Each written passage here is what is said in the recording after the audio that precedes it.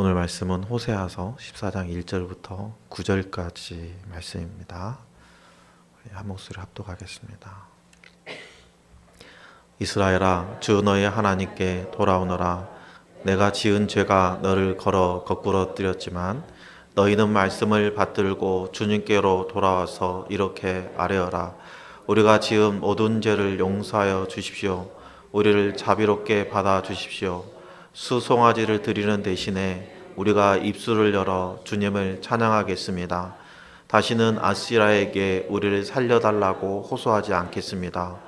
군말을 의지하지도 않겠습니다.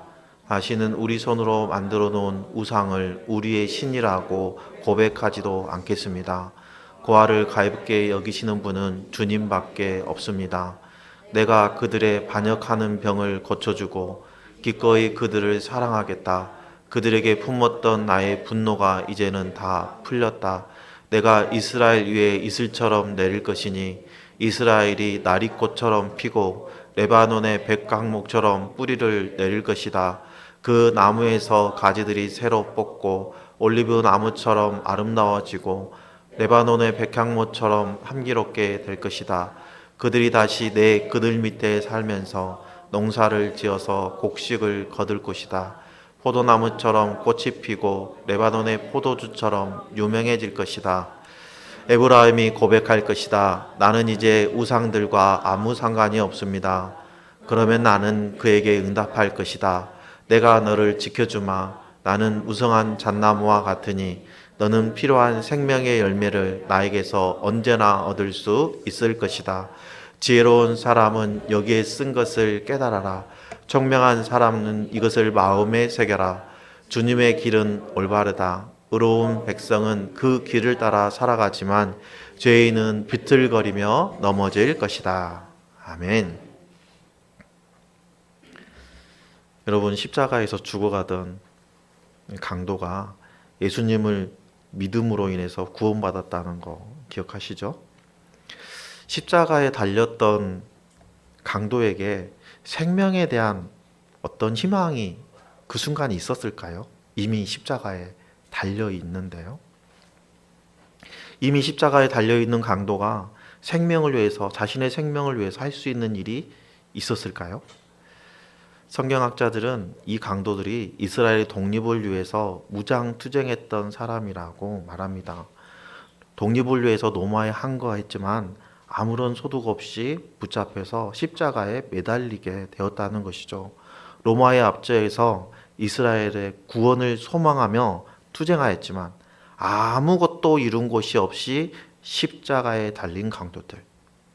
그 강도들 중에 한 사람은요, 십자가 위에서 예수님을 영접하였고 진정한 구원을 누릴 수 있게 되었어요. 그리고 천국 백성이 되었습니다. 여러분, 마지막이 좋아야 좋은 것입니다. 아무리 과거에 좋은 일을 많이 하고 사업이 잘 돼서 돈을 어마어마하게 벌었다 할지라도 마지막 사업에서 실패하고 주저앉았다면 그 사람은 실패한 사업가이죠. 그런데 여러 번 실패하고 재기할 희망도 없는데 그 어려운 가운데서도 할 수 있는 모든 것을 긁어모아서 역량을 다해서 마지막 기회를 만들고 도전하였는데 그 마지막이 극적으로 성공하였다면 그 사람은 성공한 사업가입니다. 마찬가지예요.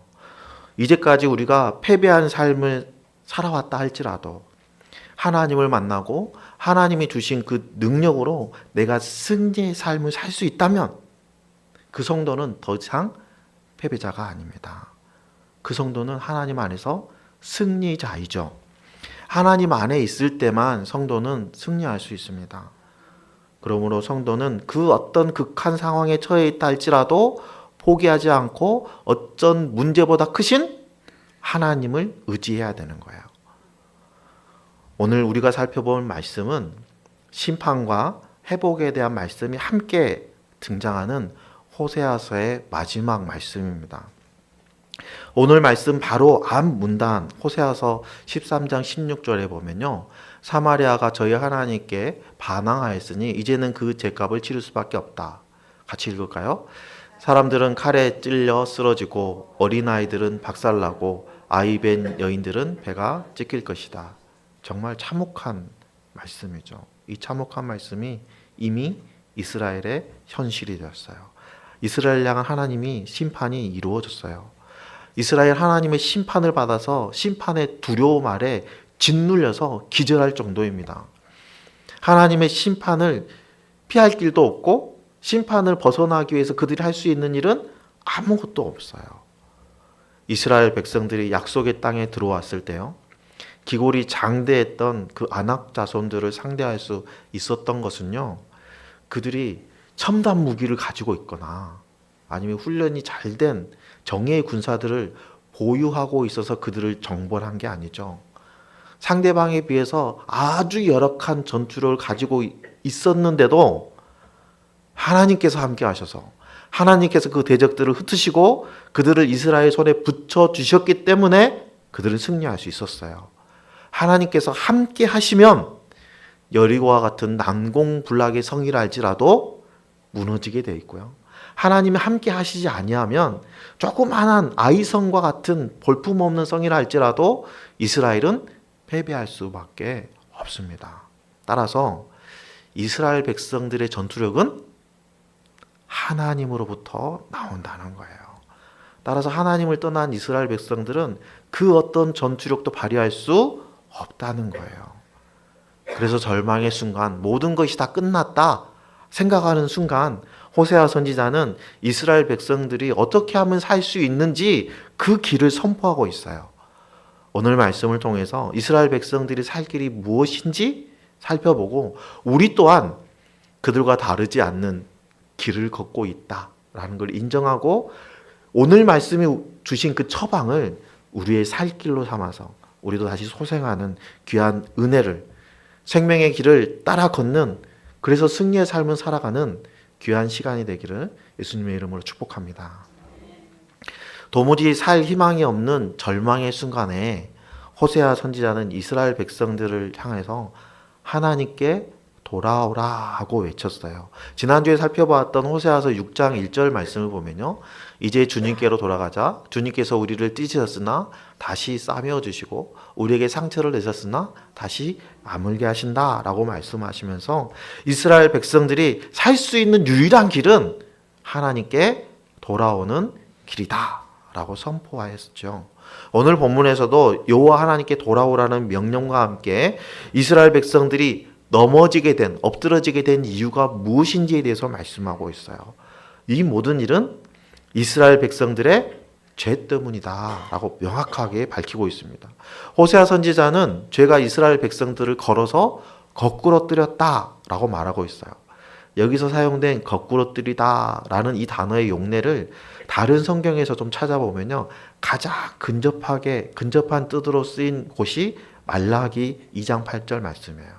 말라기 2장 8절 말씀을 우리가 지금 살펴보면요, 이렇게 말씀하십니다. 그러나 너희는 바른 길에서 떠났고 많은 사람들에게 율법을 버리고 곁길로 가도록 가르쳤다.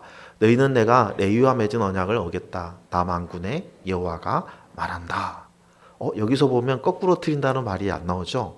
그 말은요, 곁길로 가다 라는 말과 거꾸로 뜨리다 하는 말이 동일한 단어입니다. 따라서 이 말라기 말씀을 참고하면 이스라엘 백성들이 지은 죄는요, 하나님의 명령에 순종하지 않았고 하나님의 백성으로 마땅히 걸어야 할 길을 떠났고 하나님과 맺은 언약을 어기고 하나님을 배신하였다 라는 것으로 유추해 볼 수 있죠. 하나님을 배신하고 떠난 이스라엘 백성들은 자기 자신뿐만 아니라 다른 지체들도 하나님의 말씀에 불순종하는 범죄에 빠뜨리고 있었어요. 그러므로 하나님을 떠난 이스라엘 백성들이 회복하기 위해서 반드시 해야 될 것은 하나님께 돌아오는 것이에요. 그들의 넘어짐은 그들의 죄 때문이기 때문에 그들의 죄를 사하실 수 있는 유일한 권능을 가지고 계신 하나님께 돌아가야 되는 거예요. 하나님께 돌아가서 하나님과의 관계가 회복되기 위해서는 죄 문제가 해결돼야 되잖아요. 그런데 지금은 제 문제를 해결할 수 있는 속죄제나 속건제나 화목제물을 드릴 수 있는 상황이 아니에요.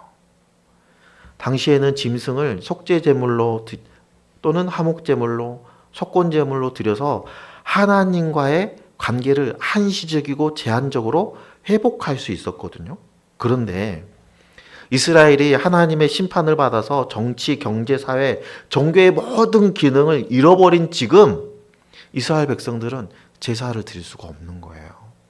그러면 이 상황에서 이스라엘 백성들은 어떻게 그들의 죄 문제를 해결할 수 있을까요? 호세아 선지자는 이스라엘 백성들에게 말씀에 순종하여서 하나님께 돌아와서 이렇게 하리라 하고 명령하는데요. 2장 하반절부터 우리 다시 한번 읽겠습니다. 우리가 지은 모든 죄를 용서하여 주십시오. 우리를 자비롭게 받아 주십시오. 수송아지를 드리는 대신에 우리가 입술을 열어 주님을 찬양하겠습니다. 다시는 아시리아에게 우리를 살려달라고 호소하지 않겠습니다. 군말을 의지하지도 않겠습니다. 다시는 우리 손으로 만들어 놓은 우상을 우리의 신이라고 고백하지도 않겠습니다. 고아를 가볍게 여기시는 분은 주님밖에 없습니다. 여러분, 속죄 제물로 수송아지를 드리는 대신에 우리의 입술을 열어서 하나님을 찬양하겠습니다 라고 말하고 있어요. 이 부분을 개역개정 성경에서는요, 우리가 수송아지를 대신해서 입술의 열매를 드리겠나이다 라고 번역하고 있습니다. 아주 특이한 점은요, 수송아지로 번역된 단어하고 열매를 드린다는 그 열매가 같은 단어예요. 그러니까 입술의 열매를 주께 드리겠나이다 하는 말을 문자 그대로 직역하면 우리의 입술의 황소를 보답하겠습니다. 우리의 입술의 황소로 보답하겠습니다 라는 뜻이 되는 거예요. 이 말씀은 속죄 제물이나 화목 제물은 드릴 수 없지만 참회의 기도를 드리겠습니다 하는 말과 같은 거예요. 사무엘상 15장 22절에 보면요, 사무엘이 사울왕에게 이렇게 말하죠. 사무엘이 나무랬다. 주님께서 어느 것을 더 좋아하시겠습니까? 주님의 말씀에 순종하는 것이겠습니까? 아니면 번제나 화목제를 드리는 것이겠습니까? 잘 들으십시오. 같이 읽겠습니다. 순종이 제사보다 낫고 말씀을 따르는 것이 순양의 기름보다 낫습니다. 아멘. 여러분, 지금 사무엘은 뭐라고 얘기하는 거죠? 번제나 화목제보다 더 중요한 게 있는데 그것이 말씀이라는 거예요. 다른 말로 표현하면 예배자의 진심이라는 거예요. 정결한 마음을 하나님께 드리는 것이 더 중요하다는 거죠. 그래서 호세아 선지자도 이렇게 얘기했죠. 6장 6절에 내가 바라는 것은 변함없는 사랑이지 제사가 아니다. 불살라 바치는 제사보다는 너희가 나 하나님을 알기를 더 바란다 라고 말씀하신 거예요. 번제가 중요하지 않다. 나는 너희와 친밀한 관계가 더 중요하다 라고 말씀하시는 거죠. 여러분, 현재 우리들은 회개한다 하면 생각나는 게 기도잖아요. 회개의 기도잖아요. 하지만 그 당시에는 기도라기보다는 재물을 생각했던 시기였기 때문에 재물 없이 회개하는 마음을 담아서 기도하라 하는 이 명령은 굉장히 획기적인 발언이었습니다. 파격적인 발언이었어요. 호세아 선지자는 제단에서 수송아지를 드리는 것보다 찬양과 고백과 거짓 없는 삶을 뜻하는 입술의 열매를 드리는 것이 중요하다. 그것이 우리의 살 길이다 라고 말씀하고 있는 거예요.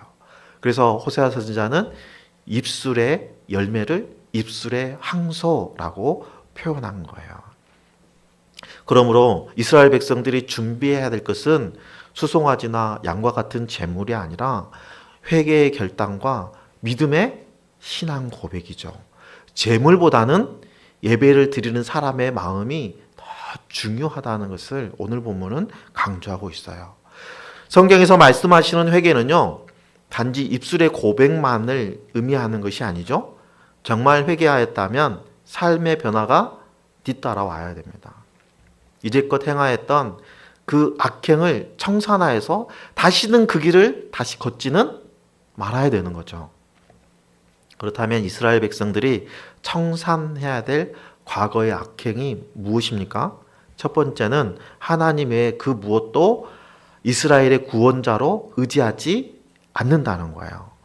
이스라엘 백성의 구원자가 누구인지 명확하게 알고 다시는 하나님 이외의 구원자가 우리에게 없다는 것을 인지하고 믿음의 고백으로 나아가겠다는 거예요.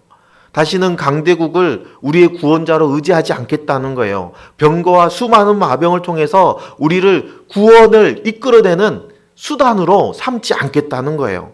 그런 어리석은 시도는 더 이상 하지 않겠다는 것입니다. 두 번째 청산해야 될 것은요, 손으로 만든 것을 이스라엘의 하나님으로 대신하지 못하게 하겠다는 거예요. 여로보암은 직권 용심 때문에 베델과 단에 금송아지를 만들어 놓고 이스라엘 백성들에게 이렇게 얘기합니다. 예루살렘으로 올라가는 일은 너희에게는 너무 번거로운 일이다. 이스라엘 백성들아, 같이 읽을까요? 너희를 이집트에서 구해준 신이 여기 계신다. 전능하신 하나님을 뭘로 바꾼 거죠? 금송아지 모양으로 바꾼 거예요. 금송아지를 하나님을 대신하는 자리에 가져다 놓은 거예요. 정말 회개하였다면 이러한 우상숭배의 악습을 버리고 천지를 들이신 하나님만을 섬기고 그 어떤 것도 하나님의 자리를 대신할 수 없게 하는 거죠. 요한복음 16장 9절에 보면 예수 그리스도를 구원자로 우리의 주원으로 믿지 않는 것이 죄라고 말씀하고 계시잖아요. 이스라엘의 구원자이시고 이스라엘의 왕이신 하나님을 믿지 않는 것이 그들에게 가장 큰 죄입니다. 이스라엘 백성들이 다시 살 수 있는 길은 하나님을 믿지 않았던 그 죄, 하나님을 우리의 구원자로 인정하지 않았던 그 죄에 회개하고 그 회개에 합당한 열매를 맺는 거예요.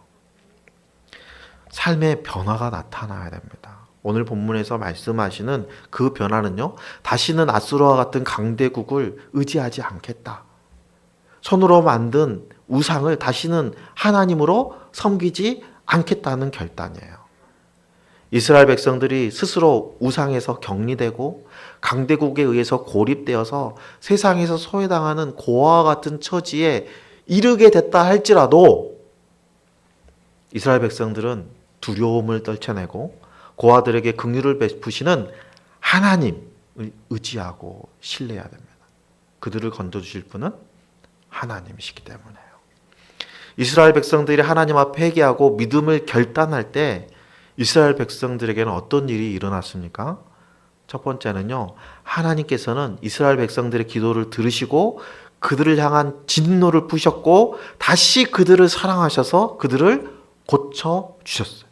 4절 말씀을 볼까요? 내가 그들의 반역하는 병을 고쳐주고 기꺼이 그들을 사랑하겠다. 그들에게 품었던 나의 분노가 이제는 다 풀렸다. 풀릴 것이라고 말씀하지 않으셨어요. 풀렸다고 말씀하셔요. 속죄의 제물을 드리지 않았는데도 하나님께서는 그들의 죄를 사하시고 그들을 고쳐주시고 그들을 향한 분노를 푸셨습니다. 여러분, 속죄의 제물이 우리의 죄를 사해 주는 게 아니죠. 하나님의 은혜만이 우리의 죄를 사하여 주시는 거예요. 나를 구원해 줄 수 있는 능력은 수많은 재물이 아니라 하나님의 은혜라는 것입니다. 이스라엘 백성들이 하나님 앞에 회개하고 믿음으로 나아갔을 때 하나님께서는 이스라엘 백성들에게 풍성한 삶을 허락하여 주셨어요. 5절 7절 말씀을 다시 한번 우리 함께 보면은요, 내가 이스라엘 위에 이슬처럼 내릴 것이니 이스라엘이 나리꽃처럼 피고 레바논의 백향목처럼 뿌리를 내릴 것이다. 그 나무에서 가지들이 새로 뻗고 올리브 나무처럼 아름다워지고 레바논의 백향목처럼 향기롭게 될 것이다. 그들이 다시 그들 밑에 살면서 농사를 지어서 곡식을 거둘 것이다. 포도나무처럼 꽃이 피고 레바논의 포도나무처럼 유명해질 것이다. 여러분, 하나님을 떠났던 이스라엘 백성들이 강대국의 압제 아래서 신음하고 급심한 고통을 당하고 점령군의 칼날 아래 무참히 도륙당했지만 하나님께 돌아오면 그들의 삶은 존귀하며 열망 중에서도 무시할 수 없는 유력한 민족이 되어서 선한 영향력을 발휘할 수 있게 된다는 거예요. 하나님께서 회개하고 하나님께로 돌아온 이스라엘 백성들에게 풍성한 삶을 약속해 주셨어요. 하나님께서는 이스라엘 위에 이슬처럼 내리셔서 그들을 백합화처럼 고결하게 피게 하시고 백합목처럼 튼튼한 뿌리를 내리게 하셔서 다시는 그 땅에서 뽑혀서 다른 나라로 포로로 끌려가지 않게 하신다는 거예요. 오히려 흩어졌던 백성들이 다시 돌아와서 하나님이 그 약속의 땅에서 번영을 이루게 하신다는 거죠. 이스라엘 백성들이 하나님 앞에 회개하고 믿음의 결단을 할 때 이스라엘 백성들은 하나님의 백성으로서 그 정체성을 확립하게 됩니다. 8절 상반절에 보면 에브라임이 고백할 것이다. 나는 이제 우상들과 아무 상관이 없습니다.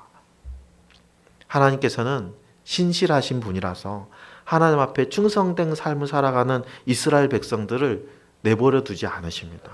하나님께서는 이스라엘 백성들의 그 결단의 기도에 이렇게 응답하세요. 그러면 나는 그에게 응답할 것이다. 내가 너를 지켜주마.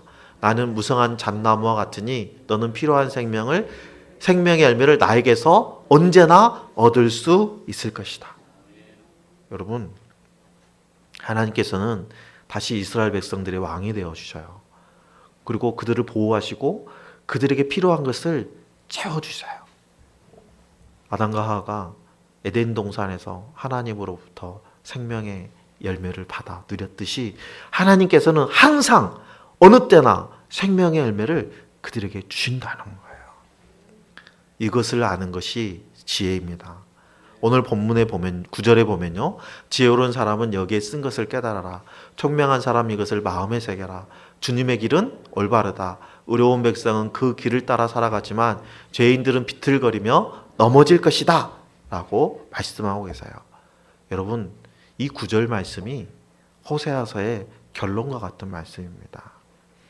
주님께서 순종하는 삶을 살아가는 사람은 보호하여 주시고 풍성한 삶을 살아가도록 이끌어 주시지만 하나님을 떠나서 우상을 의지하는 사람들은 자신의 죄로 인해서 넘어지고 거꾸러지고 결국은 사망에 이르게 된다는 거예요.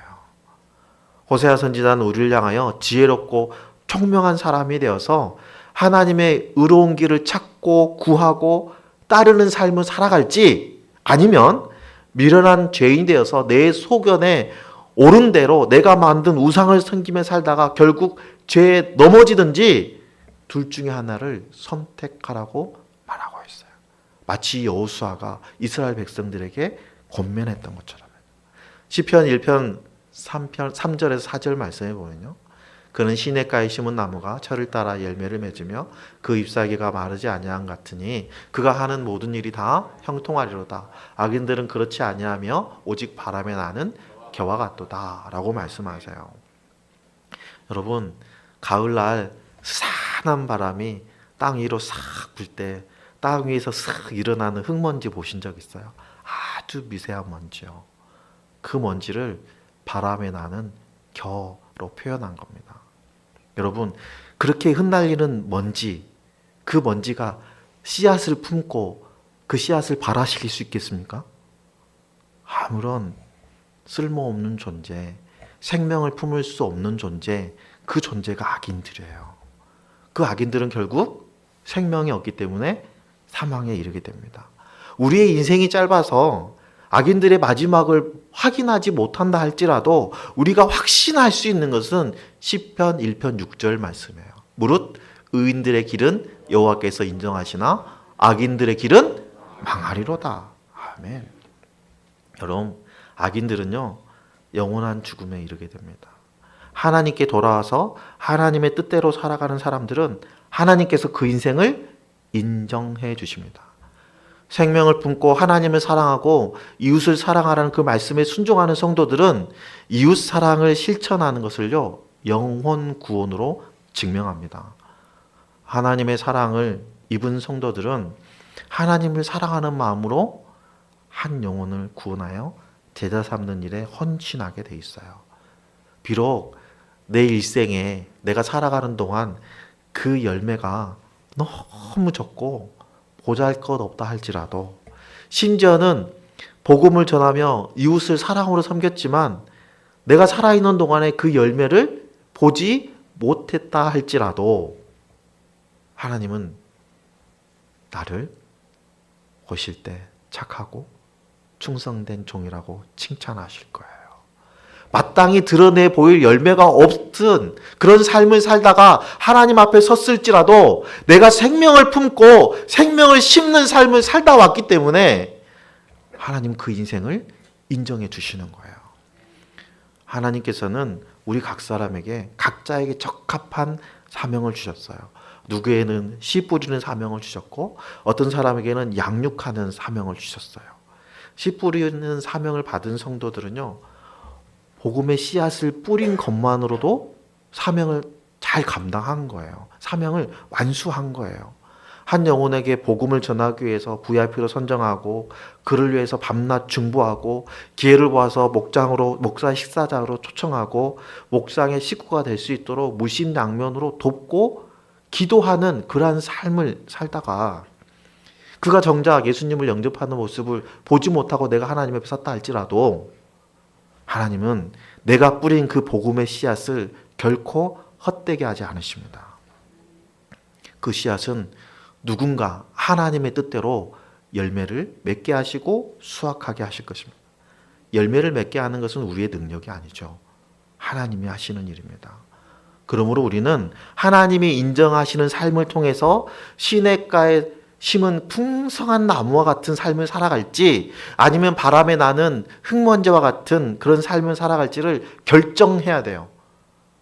오늘 이 자리에 있는 모든 성도님들은 하나님이 원하시는 열매 맺는 삶을 살아가기를 소망합니다. 하나님께서 인정하시는 삶을 살아가서 의인의 모임에 들지 못하는 그 악인들과 같은 삶을 벗어날 수 있기를 소망합니다. 여러분 고린도전서 5장 17절 말씀을 보면요, 누구든지 그리스도 안에 있으면 그는 새로운 피조물입니다. 옛것은 지나갔습니다. 보십시오, 새것이 되었습니다 라고 말씀하세요. 여러분 그리스도 안에 있으므로 생명을 품고 있는 성도들은 이미 새로운 피조물이에요. 그런데요, 아직 우리는 완성되진 않았어요.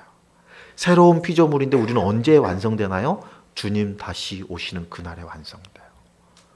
여러분 우리는 그래서 주님 다시 오시는 그날을 기대하고 고대하는 거예요. 여러분 늦었다고 생각할 때가 가장 빠른 때라는 말이 있습니다. 종말의 때가 날마다 가까이 오고 있는 시대를 살아가고 있는 지금 우리는 더 늦기 전에 하나님께로 돌아와서 하나님이 허락하신 참 평안을 누리는 삶을 우리가 선택해야 돼요. 저와 여러분의 하루가 하나님을 사랑하고 이웃을 사랑하는 그 말씀대로 하나님이 주신 능력으로 우리가 하나가 되어서 한 영혼을 제자로 세우는 사명을 감당하는 성도들이 되길 소망합니다. 이제껏 우리가 하나님을 실망시키는 삶, 심지어는 악인의 삶을 살았다 할지라도 이제 더 늦기 전에 하나님께 온전한 입술의 열매를 드리는 시간, 즉 회개에 합당한 열매를 맺는 삶을 살아내고 주 안에서 풍성한 삶을 누리도록 변화될 수 있어요. 주님 다시 오시는 그날 하나님께서는 온 세상을 회복시키시고 주님께서 우리의 삶을 새롭게 하실 겁니다. 그 새날을 우리는 고대하며 살아갑니다. 그걸 고대하기 때문에 우리 앞을 가로막고 있는 그 어떤 장애물이라도 우리는 낙심하지 않고 절망하지 않고 극복할 수 있어요. 오늘도 내일도 주님 다시 오심을 기다리는 삶을 살아냄으로써 주님을 맞이할 수 있는 준비가 되어 있어서 담대히 주님이 이 땅에서 이루실 새 날을 기대하며 기다리는 삶을 살아내는 저와 여러분들 다 되시기를 예수님의 이름으로 축원합니다. 기도하시겠습니다.